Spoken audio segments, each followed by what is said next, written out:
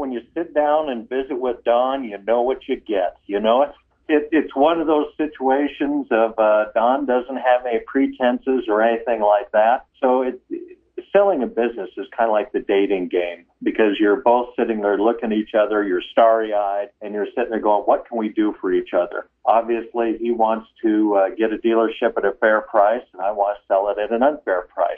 And you sit down and you exchange not only details about what you think the value of the store is worth, but truly it is a situation of you're looking for somebody who you think will treat people well. I think one of the things that Don brought to the table is that you dealt with Don. All the verbal conversations were followed through on. There weren't layers of people that end up getting in a situation sometimes when there can be communication mishaps.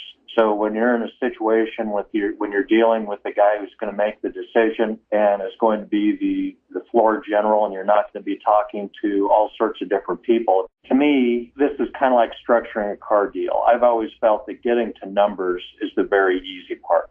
What's more difficult are those things, as I've mentioned, in regard to how the employees are going to be taken care of and everything else. And one of the things that I did appreciate is full well recognizing when you sell a dealership that somebody may have a different opinion than you have had while you're running the dealerships.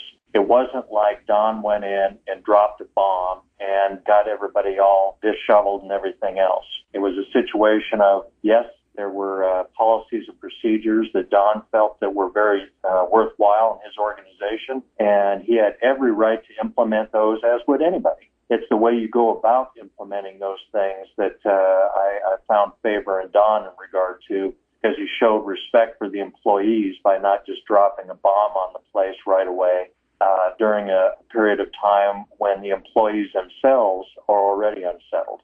The feedback that I'm getting from the community is that Spartan Auto Group has done a nice job of taking care of the rest of our partners in the business, which were the vendors that we dealt with.